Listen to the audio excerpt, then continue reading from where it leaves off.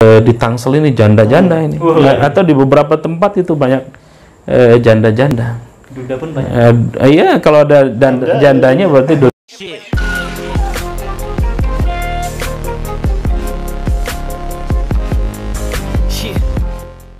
Bismillahirrahmanirrahim. Asyhadu an la ilaha illallah wa asyhadu anna Muhammadar Rasulullah. Allahumma shalli ala sayyidina Muhammad wa ala ali sayyidina Muhammad. Kembali lagi di channel Bina Damai Indonesia dan channel Tusiat El Hasani dan channel Ridwan Bahrudi. Kali ini kita masih tetap akan membicarakan yang viral-viral di dunia maya ataupun di masyarakat secara umum. Nah, kali ini yang paling menjadi perbincangan ya di kalangan masyarakat yaitu tentang poligami. Poligami atau selingkuh. Wah. Nah, ini sama-sama bahaya dan sama-sama nikmat. Antara bahaya dan nikmat ini agak susah ini, selingkuh dan poligami ini. Nah, tapi ini isu sebenarnya bukan isu baru, tetapi ini isu sejak zaman dahulu kala, sejak bahkan sebelum agama Islam pun ada ya soal poligami, bahkan lebih betul. Bahkan lebih dari ini. Kalau dalam Islam dijelaskan cukup 4 gitu ya. Kalau sebelumnya itu bisa 20. Utsman bin Affan aja lebih dari 10 istri kan awalnya gitu. Nah, ini ada sebuah tayangan serial web series ya di Indonesia, ada namanya Layangan Putus. Wah. Kalau zaman kecil saya, Layangan Putus itu diuber-uber. dikejar-kejar. diuber-uber. Bahasa Belandanya diuber-uber. Tapi kalau di sini Layangan Putus itu maknanya berbeda, walaupun sama juga dikejar-kejar juga sebenarnya. Sama juga dikejar-kejar karena makna poligami atau poligami yang diperbolehkan atau jangan-jangan selingkuh yang diperbolehkan lah gitu. Ada nggak ya kira-kira selingkuh yang dibolehin? Itu. Nah, kita sudah selingkuh dalam kondisi darurat, selingkuh dalam kondisi darurat ya. Ada masa-masanya ternyata. Kalau poligami dalam kondisi darurat boleh kan? Boleh. Ini sudah panas ini. Habis ini obrolan malam ini. Nah, untuk lebih jelasnya lah dalam konsep agama gitu ya, yang sebenarnya itu seperti apa sih poligami yang diperbolehkan atau tadi itu selingkuh yang diperbolehkan seperti apa gitu. Ayat-ayat yang selalu diperbolehkan, yang selalu disetir oleh orang-orang atau ustadz-ustadz yang membolehkan itu apa, dan orang yang tidak memperbolehkan atau ustadz yang tidak memperbolehkan poligami itu apa gitu. Kita akan berbincang santai dengan ustadz kita, Ustadz Hasani Ahmad Said, yang ahli dalam penafsiran ayat-ayat Al-Quran lah tentunya ya. Walaupun beliau secara khusus saat ini belum mempunyai tafsir tersendiri ya, tafsir Al-Quran tersendiri, tapi insya Allah Ustadz ya nanti akan mempunyai tafsir sendiri, tafsir Al-Quran Al-Hasani. Jadi lebih ahsan ini tafsirnya nanti ya. Kita akan berbincang santai seperti apa dalam Al-Quran, dalam hadis itu makna dari poligami dan syarat-syaratnya itu seperti apa gitu. Alhamdulillah wassalatu wassalamu ala Rasulillah wa ala alihi wa sahbihi wa mawalah wa ba'd. Perbincangan soal pernikahan, poligami, selingkuh, termasuk yang lagi viral tadi dibicarakan tentang Layangan Putus. Pemberitaan cukup ramai sekali. Nah, di medsos ramai ya. Termasuk baru 2 hari ini kita menyelenggarakan Multaqad Duat Nasional, ya, pertemuan dai-dai se-Indonesia dari Komisi Dakwah seluruh Indonesia, Komisi Dakwah MUI pusat, ya? Seluruh wilayah kita undang dari 34 provinsi. Lalu ormas-ormas Islam juga kita undang untuk membincang soal itu. Salah satu yang kencang atau yang kuat masuk itu, mohon ini dibahas tentang layangan putus katanya. Saya sendiri coba saya searching, ternyata ada unsur-unsur pornografinya gitu. Mohon filmnya itu ya. Iya, mohon ditanggapi begitu. Ya karena kami bukan komisi fatwa, yang boleh berfatwa adalah komisi fatwa ya. Tetapi dari sisi atau dalam perspektif dakwahnya ya kita sampaikan gitu. Nah, sebelum ke poligami saya kira kita ke pernikahan dulu ya. Ya, yang membedakan antara manusia dengan hewan itu adalah pernikahan. Kalau hewan dimanapun jadi mau kawin itu ya, ada orang, nggak ada orang, ada temennya atau bahkan temennya sendiri, bahkan anaknya, bahkan ibunya sendiri, mereka hewan tidak punya akal. Tapi ketika ini dilakukan oleh manusia ini, maka agama memberikan aturan. Agama memberikan aturan. Saya ingin sitir hadis Nabi ya, an-nikahu sunnati faman raghiba an sunnati falaisa minni. Nikah itu adalah sunnah, sunnahku kata Rasul. Siapa yang faman raghiba an sunnati falaisa minni, siapa yang benci terhadap sunnahku, tidak suka terhadap sunnah Nabi. Ada orang-orang yang lebih melegalkan misalnya homoseksual, sehingga tidak ada pernikahan, ada laki-laki dengan laki-laki, perempuan dengan perempuan, atau biseksual dan seterusnya. Siapa yang membenci pernikahan, falaisa minni, maka dia tidak termasuk umatku. Ngeri ini. Ya, ngeri ini. Maka salah satu memuliakan manusia, memuliakan perempuan, memuliakan anak Adam, adanya pernikahan. Kalau udah nikah, mau apapun, iya. Ketika hunna libasul lakum wa antum libasul lahun. Silakan mau laki-laki sebagai pakaian perempuan, perempuan sebagai pakaian laki-laki. Silakan garap dari yang engkau mau, ya, kecuali dari hal-hal yang dilarang oleh agama. Ya, mau gaya apapun ketika sudah nikah silakan. Diperkenankan, dipersilahkan. Apa ayatnya itu? Ayatnya. Ya. Mendatangi dari manapun itu. Iya. Ya, silakan ketika sudah nikah. Sebenarnya pendek saja dari sigot itu. Qabiltu nikahaha wa tazwijaha bimahrin madhkurin naqdan. Selesai segitu doang, nggak sampai 1 menit, tapi memberikan dampak efek ke setelahnya. Yang tadinya haram menjadi halal, ya. Yang tadinya hubungan haram menjadi halal. Ya, yang tadinya pergaulan bebas itu menjadi berdosa, nah bergaul kemudian menjadikan dapat pahala. Masya Allah. Berpegangan tangan saja sudah berpahala. Dan separuh dari agama ketika belum menikah, penyempurnaannya dengan nikah, maka sempurna itu.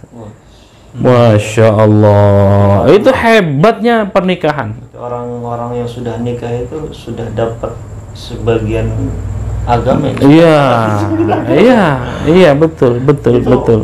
Maknanya apa itu maksudnya? Maknanya apa?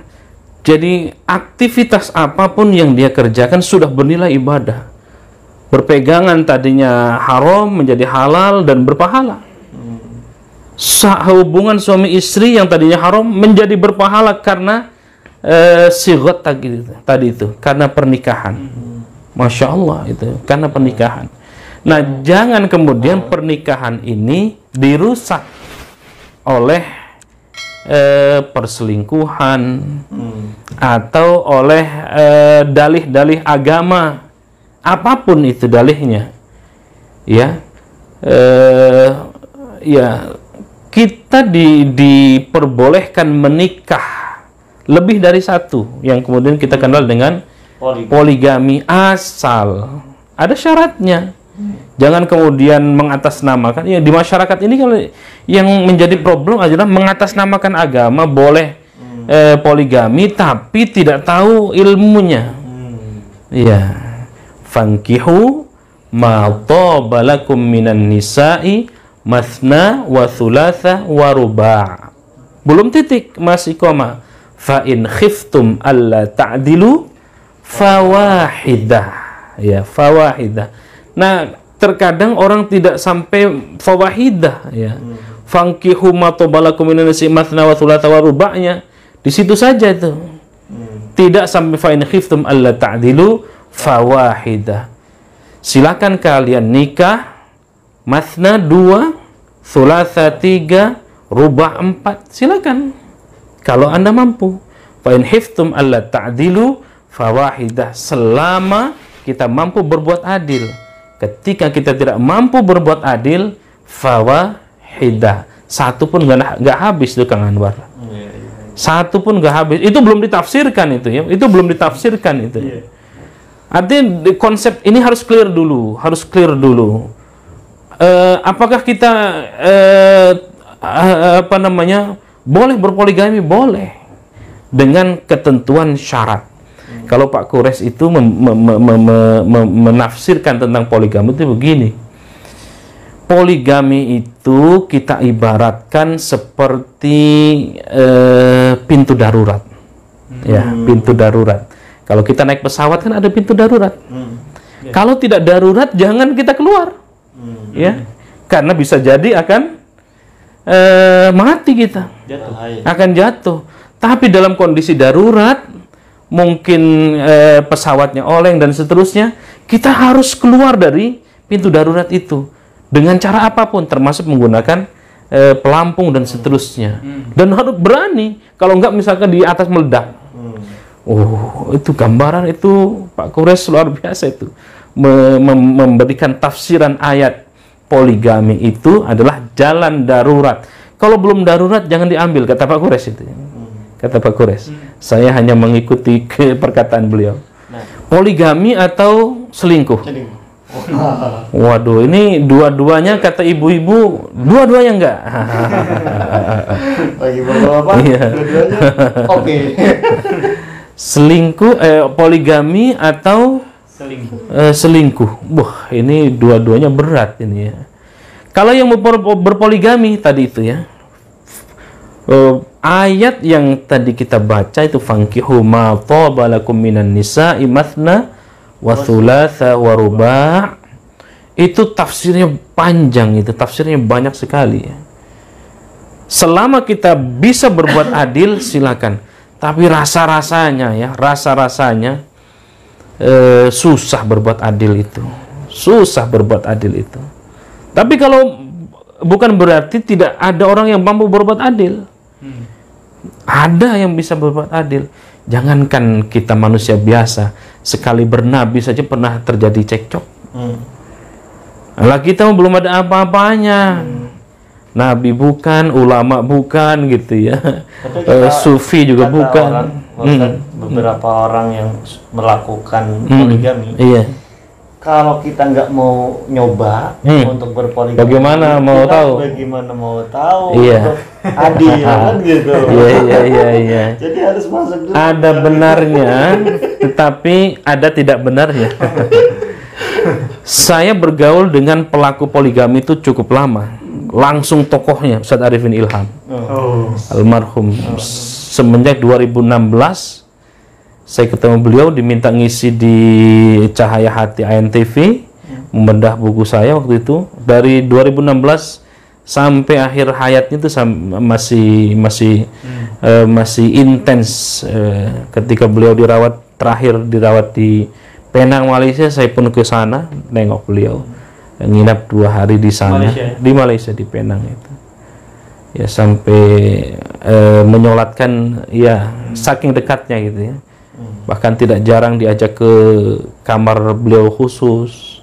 Beliau bercerita secara vulgar tentang, termasuk ketika saya bawa istri ketika umroh bareng dengan beliau, ya beliau juga nyandain istri gitu ya untuk tentang poligami. Tapi tenang, kata beliau, ini khusus abang, kan beliau selalu bilang abang, ini khusus abang, Dr. Hasani enggak. Ya kalau beliau syaratnya banyak, itu 12 punya syaratnya itu. Ya diantaranya ya dari 12 itu satu, kalau kita mau kayaknya nggak bisa melewati itu. Satu, harus persetujuan dari mertua. Wah, berat ya. Mertua kita mengizinkan untuk poligami. Yang kedua, harus atas persetujuan istri pertama. Harus disetujui dulu. Yang ketiga, harus nikah harus nikah resmi di Kementerian Agama. Waduh. Jadi nggak ada yang siri itu ya? Nggak ada yang siri. Istri-istrinya. Semua dinikahi dan itu menjadi resmi dan tinggal bareng. Kalau kita ke rumahnya, ini kamar istri pertama, ini istri kedua. Nah, kembali lagi ke konteks itu, apakah dan beliau kan selalu mengajarkan begitu, meskipun beliau menutupnya rasanya berat untuk kita ini ya, mengikuti berat rasanya. Kalau mengikuti model Ustaz Arifin saja berat ya. Kalau beliau menyebutkan istri pertama itu adalah ini ratunya ya. Artinya ratu itu yang paling dimuliakan. Kalau istri kedua, istri ketiga, ini kan 3 istrinya ya. Istri kedua misalnya ngasih per bulannya 10 juta. Istri pertama harus 2 kali lipat dari itu karena ratunya. Nah, gitu. Jadi tetap memuliakan istri pertama. Yang terjadi kan istri kedua atau istri muda lebih wah, istri pertama dibuang gitu ya. Nah, gitu. Cekcok itu selalu ada. Kalaupun yang ditampilkan anggota dewan itu 3 yang ditampilkan, nah itu bagian dari kulitnya saja. Dalamnya kita tidak tahu ya, atau beberapa orang. Artinya kalau tidak siap, dan banyak sekali yang cerita jamaahnya beliau itu yang mencoba-coba, bukan mencoba, bismillah gitu, berani, ya akhirnya ada yang diusir dari rumahnya, ada yang meninggalkan memilih istri yang kedua. Ya banyak cerita-cerita. Ya silakan saja kalau mau mencoba dengan konsekuensi yang tadi itu, dengan konsekuensinya. Artinya memang berbuat adil itu berat ya. Jadi kalau kata beliau itu, kata Ustaz Arifin itu, ada tingkatan-tingkatannya.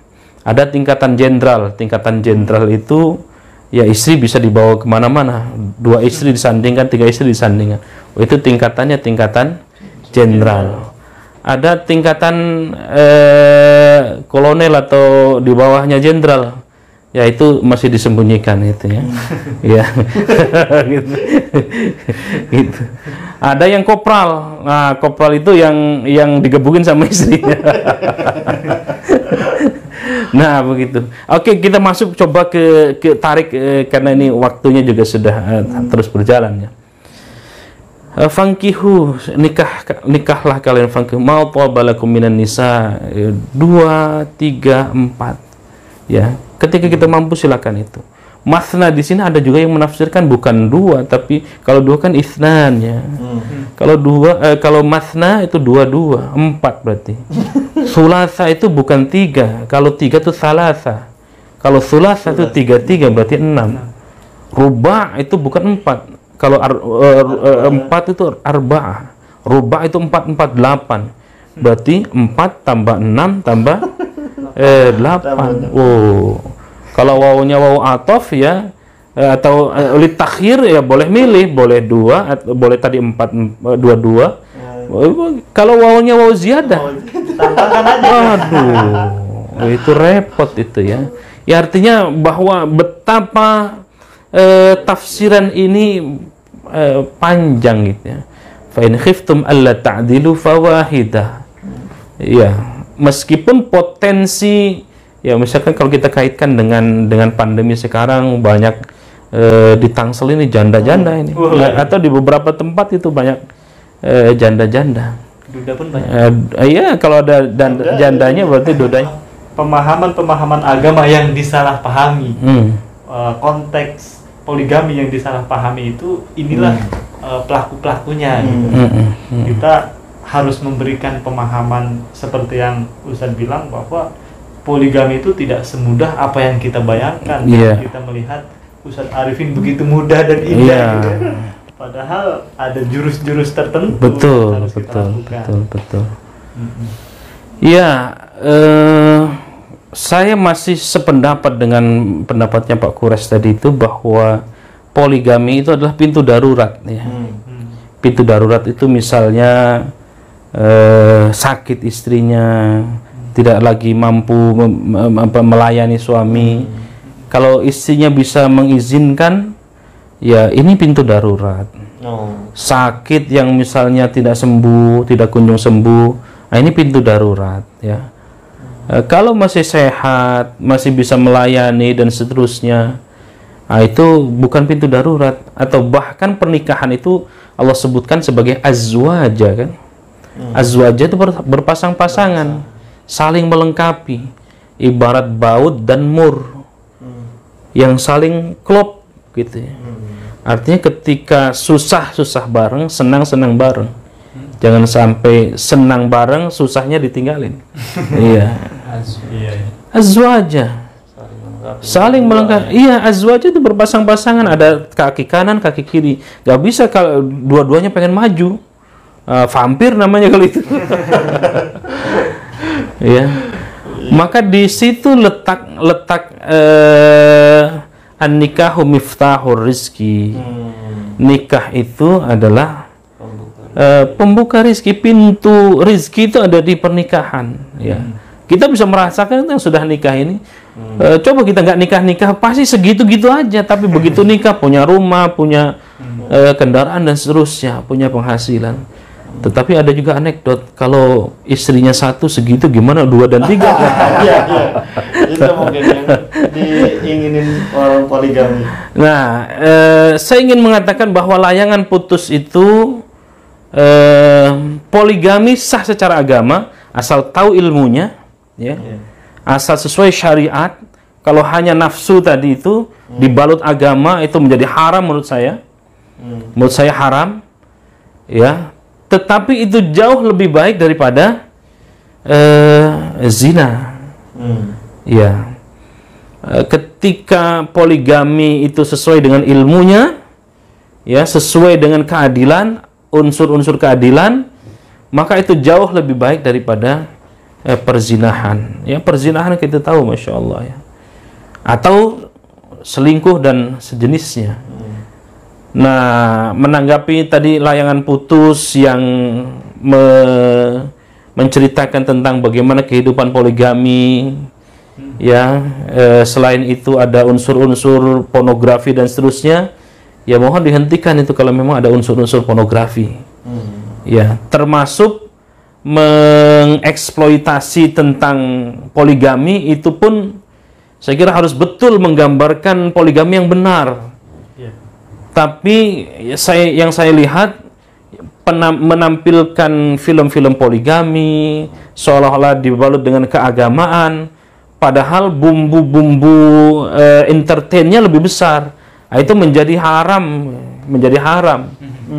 karena bukan mengedepankan unsur agamanya, tuntunan agamanya, tetapi tontonannya. Saya kira itu menutup kajian. Oke, terima kasih Pak Ustadz atas pencerahannya soal pentingnya berpoligami menurut syariat. Ya. Poligami yang disyariatkan itu seperti apa? Coba untuk berpoligami atau berselingkuh, tetapi diri kita belum siap gitu. Ya. Kalau berselingkuh tentu jangan ya. Tapi kalau berpoligami jangan coba-cobalah untuk 2, 3, 4 gitu ya, 4 istri. Apalagi kalau tadi maknanya 2, 3 ya, maunya mau ziyadah gitu ya. Apalagi itu gitu. Jangan coba-cobalah. Karena mau bagaimanapun kita itu sangat susah dalam menerapkan untuk adil gitu ya. Mau bagi para penikmat layangan putus, sebenarnya yang dikedepankan itu bukan poligaminya, tetapi bagaimana perasaan seorang istri yang dipoligami yang lebih dikedepankan. Makanya banyak sekali perempuan yang menggemari film itu, karena di poligami itu sangat menyakitkan katanya. Gitu. Gitu sih. Semoga ini bermanfaat buat para subscribe, para penonton. Billahi taufiq wal hidayah. Wassalamualaikum warahmatullahi wabarakatuh. Waalaikumsalam. Salam.